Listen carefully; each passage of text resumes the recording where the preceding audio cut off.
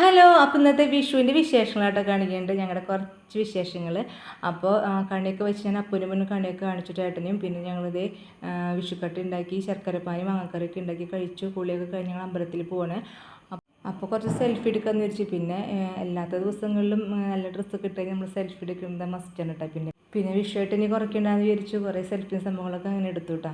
അപ്പോൾ എൻ്റെ ഫോട്ടോസ് കുറേ എടുത്തു. അങ്ങനെ ഞങ്ങളത് അടുത്ത ക്ഷേത്രത്തിൽ അടുത്താണ് കേട്ടോ ഇവിടെ കൂടമാണിക്യം. അപ്പോൾ അവിടേക്കാനായിട്ട് പോകണത്. അപ്പോൾ ഏട്ടൻ വെള്ളം കുപ്പി എടുത്തിട്ടുണ്ട്. ഇവിടെ പോകുമ്പോഴും ഏട്ടൻ വെള്ളം കുപ്പി എടുക്കും കേട്ടോ. ഇപ്പോൾ ചൂട് കാരണം ഏട്ടന് എപ്പോഴും വെള്ളം ദാഹമാണ്. അപ്പോൾ അങ്ങനെ എടുത്തിട്ടുണ്ട്.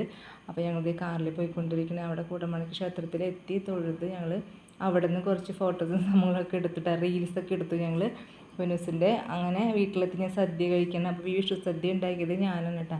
ഇന്നലെ രാത്രി നല്ലോണം നേരെ വൈകിട്ടൊക്കെ കിടന്നത്.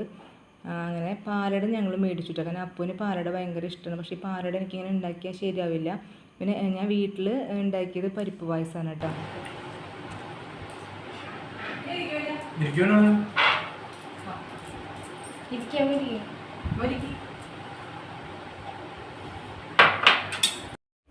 അപ്പോൾ എല്ലാവരും ഇരുന്നു കേട്ടോ. അപ്പോൾ ഞാൻ എന്നോട് ഇരിക്കാനായിട്ട് ഏട്ടൻ പറയണത്.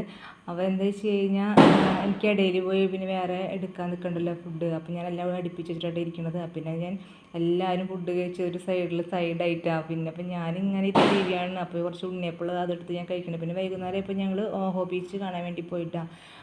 അവിടെ എത്തിയപ്പോൾ നല്ല തിരക്കും അങ്ങനെയൊക്കെയാണ്. പക്ഷെ ഞങ്ങൾ ഇറങ്ങിയപ്പോൾ തന്നെ ഇവിടുന്ന് 6 മണി ആയിട്ടുണ്ടായിരുന്നു കേട്ടോ. അപ്പോൾ കടലിലൊന്നും കളിക്കാനൊന്നും ഞങ്ങൾക്ക് പറ്റിയില്ല.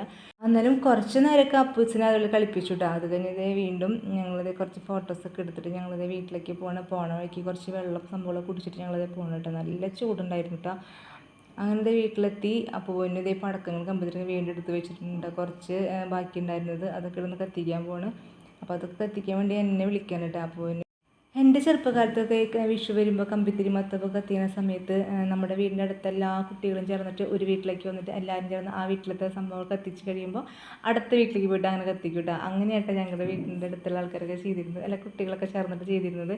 അപ്പോൾ ഒരു ദിവസം പൊന്നൂസിനോട് അങ്ങനെ പറഞ്ഞിരുന്നു കേട്ടോ. അപ്പോൾ ഞാൻ അന്നൊക്കെ അതൊരു രസമുള്ളൊരു സമയമായിരുന്നു കേട്ടോ. ഒരു പ്രത്യേക വൈബാണ് നമുക്ക്. അങ്ങോട്ടും ഇങ്ങോട്ടും കുട്ടികൾ കണിക്കൊന്ന കൈമാറിൽ കണിക്കൊന്ന പൊട്ടിക്കാൻ പോലും അതൊക്കെ എനിക്ക് ഭയങ്കര ഓർമ്മയാണ് കേട്ടോ. അപ്പോൾ അത് വീഡിയോ ഇത്രയൊക്കെ ബൈ.